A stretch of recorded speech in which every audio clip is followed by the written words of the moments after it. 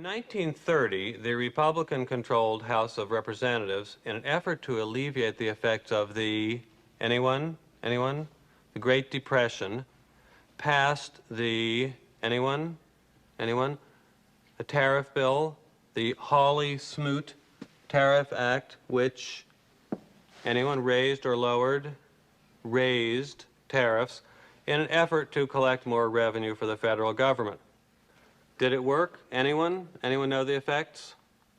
It did not work, and the United States sank deeper into the Great Depression. Today, we have a similar debate over this. Anyone know what this is, class? Anyone? Anyone? Anyone seen this before? The Laffer curve. Anyone know what this says? It says that at this point on the revenue curve, you will get exactly the same amount of revenue as at this point. This is very controversial. Does anyone know what Vice President Bush called this in 1980? Anyone? Something DOO economics. Voodoo economics.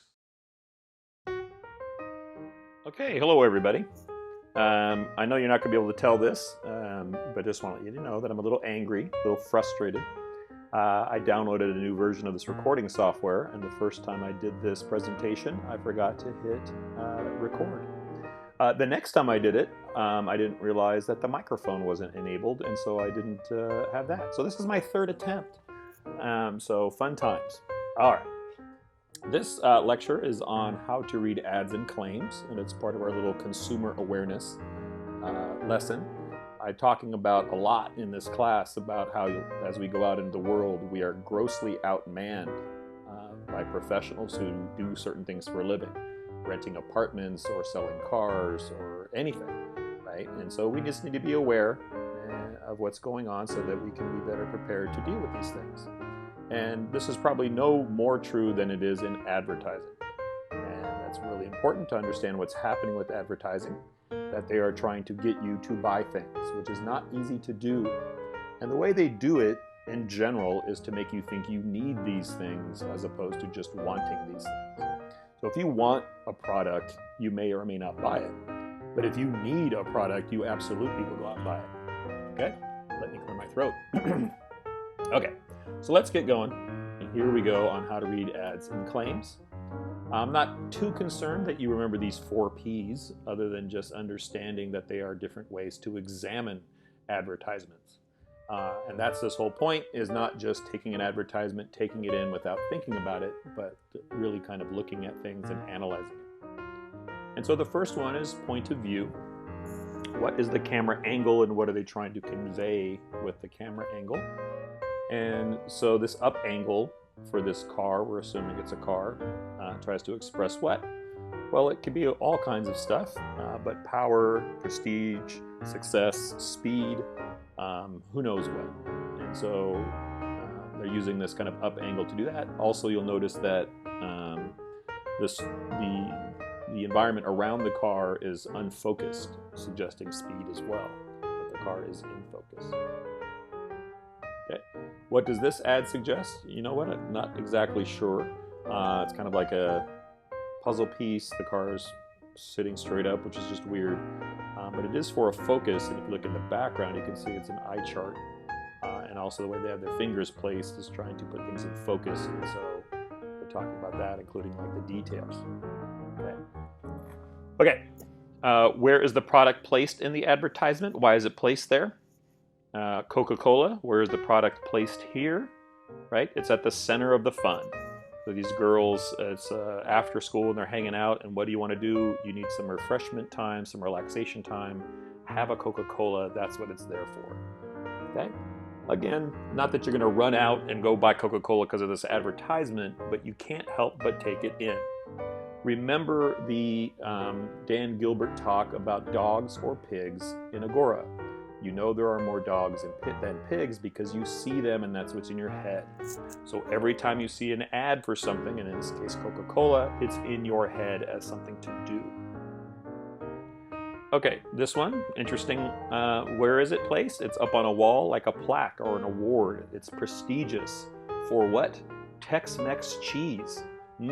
Sounds delicious, right? And again, doesn't mean that it is there, but it puts it in our head that this cheese is pretty darn good cheese. And so if I want some cheese, I'll get Kraft Tex-Mex. Posture. How do the actors carry themselves in the advertisement? What do their facial expressions and body movements suggest? Here we have a child very excited, very happy, an emotion type sense. He's even got came through a yellow background or something like that. Super excited, right? Very energetic, fun, exciting to sell what? Cookies, which is fine. But what does it tell us about Chips Ahoy or Oreos or Oreo double stuff? Nothing. It doesn't mention the ingredients or the nutritional value or anything else. It's just conveying that it's happy, it's fun, it's exciting. Okay. Here's an amazing one, kind of. Look at the facial expression and body language on these characters, right? So the woman is there hugging, very intimate, loving kind of scene. Her eyes are off in the distance. It even gives you a little bit more clue that it's closer. Well, what are they even trying to sell here, right? Technically, you don't know. Is it makeup? Is it fingernail clippers? Who knows what? Well, it's for the Gap, and most of you know that Gap is a clothing store, so we can assume it's for these denim shirts. But what does having a hug and being intimate have to do with the denim shirt? Does that mean it's going to last? Does that mean it's going to fade? Is it comfortable even? We don't even know. And so it doesn't really matter, right? So they're just trying to convey this, getting you to make the association that Gap clothing, Gap denim shirts are nice and intimate and caring and like a hug. Okay. So the person speaking, who's speaking in the ad, this ad is for Ex-Lax. Laxatives are to help you go to the bathroom better, easier. And so I wonder why they choose mom. Well, they're choosing mom because mom is trusted. And so they tend to use mom, this fictional mom, to add credibility to their product. That if you can trust mom to take Ex-Lax when you're constipated, it must be a good thing. Very common technique here too, using a celebrity. If you don't know, that's Elton John, famous musician, singer for a long time. And so he's trying to convey us to something. Excitement again, he's thrilled, he's still standing. For what? Polka dot suits? I'm not sure. Pianos? The paint color white? Everything's painted white, I'm not sure. Well, it's all white for a reason, because it's for milk. He's got a milk mustache, if you can't see that. And it's even asking you, you've got milk? Dealing with another issue in advertisement called bandwagoning, which we will get to. All right, do you have milk? Everybody's got milk. Elton John's got milk. You need it too. Again, trying to convince you that you need milk as opposed to just wanting milk. Because he's got it, everybody's got it, do you have it? Again, it says nothing about the product in and of itself. Just notice that. Is that all? Well, certainly not. You can find a ton more stuff. Specific wording, music, motion, and all kinds of stuff to figure out the meaning behind advertisements. This is simply kind of just a kickstart just to get you thinking about it. If you want to have some fun, I would grab some magazines and look at print ads in particular and really study them and see what it's saying and what it's doing. And you can even look for subliminal messages, meaning like faded stuff in the clouds or whatever, to see what's going on in those advertisements. So let's take a look at a few of these. So here we have Anna Kournikova, famous person, athlete, trying to sell an Omega watch. So if Anna Kournikova, this is her choice, then clearly Omega watches are pretty cool. She's successful, she's beautiful, and so you need this watch too if you want to be like her, is the implication. This ad for Nike shoes says even at the top, there is not enough space to talk about how amazing this shoe is. Really, so why are you wasting half of a page of nothing, right? They paid for this page and half of it is blank. Very interesting. And then even the shoe itself, they're not showing you the full shoe. Not only are they not showing you the full shoe, but what they are showing, a lot of it is in shadow, so you can't look at it. That's how important this shoe is. But nowhere does it talk about why it's so important or how. It just is, and you need this shoe. Delicious. Jell-O and Cool Whip. And the kid's happy at least, right? And so he's got these two pieces of cake made with white cake with orange and green and yellow drippings in it with some Cool Whip. And so that's the message there. Interesting one here, right? You got this man, looks like he's on the beach, jumping in the air for joy. He's very happy. His glasses are flying off, his shirt's unbuttoned, and he's got the hands of two women apparently with shorts flying everywhere. Very interesting. Try to figure that one out. Okay. In addition to all these little techniques, a lot of advertisers try to appeal to you or make certain claims about why you should buy their product. And we'll take a look at that now. And they try to convince you that you need them again. So, one of the most common techniques is using sex appeal. Why sex? Well, because it's universal. People can all relate to it. It's a desirable thing, of course. And so it's used to sell products. If you look at this ad, we have this beautiful woman here sitting, looks like on a bed with sheets messed up, not wearing much clothing, but still wearing high heels. So what are we doing here? And so she's trying to sell shoes by Gucci. What does that have to do with the shoes? Again, you have to ask yourself nothing. And that's fine. Doesn't have to, I suppose. But the key here, the lesson here, like everything I'm trying to get to you, is awareness. Understand that this advertisement tells you nothing about the shoe. Just understand that, and so you have some power and control to decide to buy the shoe or not. Snob appeal is another one, right? This is even just for dog food.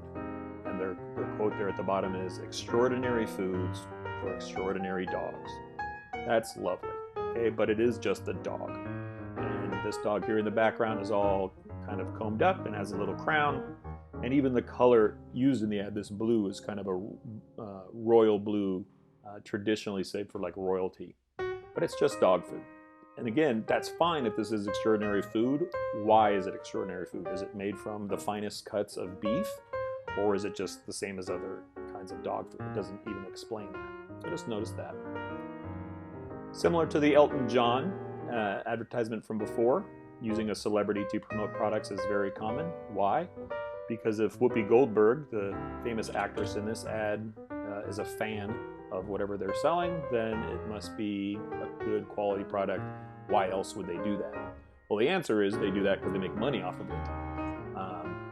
And then they use these people to get us to buy it because we trust them. Also like Mom in the Ex-Lax commercial. Different type of appeal, plain folks appeal. This is reverse snob appeal. This is targeted towards the average person, the person who just wants to be average. And it even says so in the ad, swimsuits for women who hate shopping for swimsuits. Okay? So that's who it's geared towards. Bandwagon appeal, which I mentioned before, and Coca-Cola is big into that, as most advertisers actually are. People want to belong, right? We don't want to stand out and do something different. We don't want to miss out. We want to have the newest, the latest, whatever it is. And so here, Coke is the most asked for soft drink in the world, it claims. Okay. Speaking of claims, here are some other claims. This kind of ad here refers to Retsin. These certs mints now have Retsin. This is a scientific or statistical claim. It's not really backed by anything. What is Retsin? Does that explain? No, I guess you'd have to look it up. It's probably nothing. But it's got Retsin in these certs, so this is very clearly a good product. Perhaps one of the most famous scientific or statistical claim, at least in my opinion, was done by another breath freshener company, Listerine mouthwash. Listerine actually created a term that sounds very medical for a supposed medical condition of bad breath, and that's called halitosis. And that apparently you can suffer from halitosis. But halitosis is not a real thing. It's not a medical term. There is no condition for bad breath. Yes, you get bad breath sometimes, but it's not like a disease or anything. But Listerine created that disease back in the early 1900s to convince people to use their mouthwash. The other interesting thing is Listerine was not originally created as a mouthwash. It was just meant to be a cleaner for bathrooms and so on.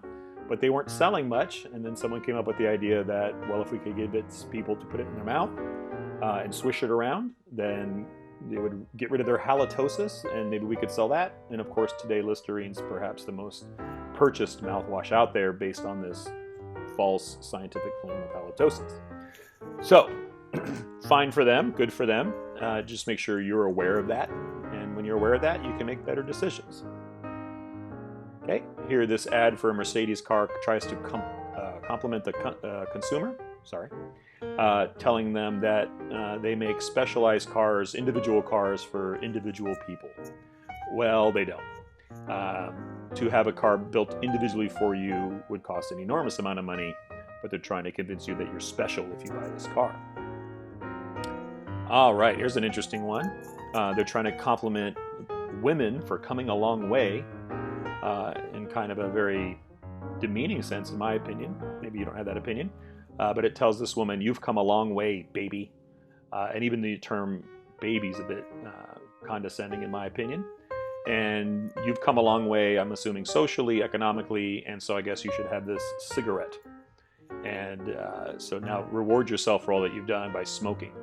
Interesting little method right here. Also notice that she's wearing pants and a jacket and a tie, kind of like a man would do, trying to show that she's more like successful men in our society. So a lot going on this little ad, and an older ad. I'm not sure this ad would play well today. And so there's that. Okay. A rhetorical question claim, and this ad for this Mitsubishi motor car asks, are you in? Suggesting that this is the in car and the car you should want, and to be like everybody else, similar to the bandwagon claim. Okay. There are also rhetorical questions. In this case, for this television super old ad, are you missing out on TV fun? Okay. You don't want to miss out. Make sure you get this TV. Fun claim, here we go, for this Plaque's mouthwash. It removes more plaque. Awesome. More plaque than what? Than not using it, or it says than brushing alone? Well, I would think just about anything removes plaque than just brushing alone. You could rinse your mouth out with plain water, would probably remove more plaque than not doing that. And so it's an unfinished claim.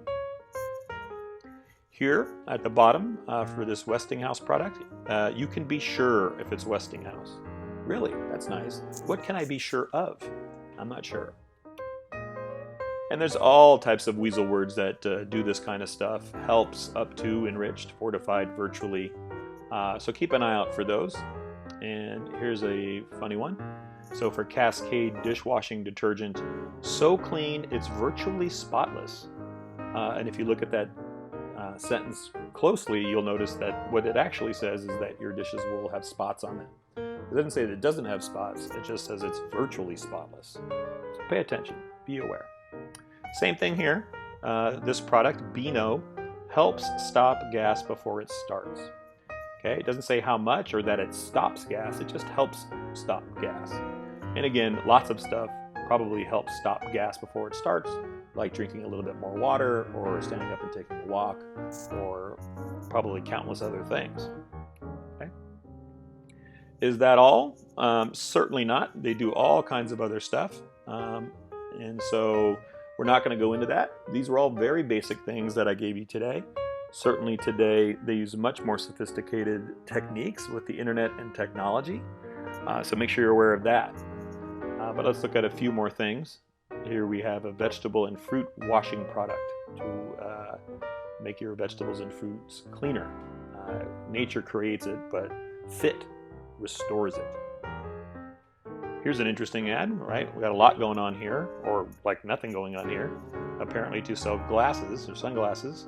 The position of the model, the fact he's not wearing a shirt, that he's got his jacket open. I don't know if he's sitting in a car or something, but he's wearing these really cool glasses. And so you can look at that and get all kinds of things coming from this. Again, says nothing about the glasses at all. GE makes you feel it's real. So if you want to make sure you feel it's real when you're watching television, GE is the way to go. Love this one. This is really interesting. This ad actually says nothing, or does it? So we have this man staring at us kind of intently, You might even argue sexually. What is happening here?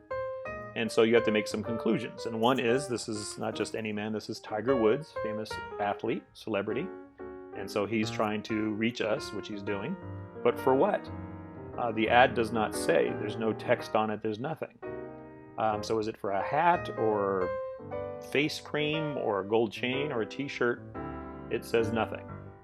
And now you're probably saying to me, well, yes, it does. It's Nike. And my question to you would be, well, nowhere does it say Nike. And then your response will be, well, no, but it has the logo on the hat. Well, exactly. So advertisers figured out that using text, saying things, etc., is very difficult to communicate with people, having them take the time to read it or understand it, but a logo conveys things quickly. And so if you have a logo, there's an immediate recognition of the product, of their brand, and so you can make all kinds of connections from that. And so this swoosh of Nike does that, right? It's just a swoosh, yet it's supremely recognizable to all of us. Oh, it's Nike. And then we continue with, well, Nike, fine, but Nike hats, this is just they're trying to sell Nike hats or Nike gold chains or shirts. Who knows, but I think they're just trying to sell the company, right? Everything that Nike has, all of their products, their hats, their shirts, their shorts, their shoes, their golf clubs, etc. So a pretty powerful ad, using a lot of different elements to try and get you to purchase the product. Okay, here's another old ad, Tide. Tide does a better washing job than any soap on earth. Ooh, that's exciting, right? What does that even mean? This ad reminds me of the movie Elf, when Betty's checking stuff out around New York, and he comes across the restaurant that has the world's best coffee. And he runs in screaming and yelling, congratulating them that they've done it. They've got the world's best coffee, right? Just an unfinished, unmeaningful claim. Okay, so that's it. Again, I want to reinforce that those were just really old techniques, and today's techniques are vastly more superior. And if we were having a discussion, we would definitely hear some of those. I've heard recently about how, when you start talking about a product in your house, all of a sudden it pops up in your Instagram feed or whatever. Could that be something? Sure, it could be something. When you shop for products, when you shop at a store, there are analytics, and they know a lot about you when you show up at their online store, and they actually change prices for customers based on analytics. So there's tons of stuff. But this was just a quick little lesson on paying attention to those things, and I just want you to be aware that there are these things going on. Okay, lecture's over. You guys can wake up and head about your day. Have a good day.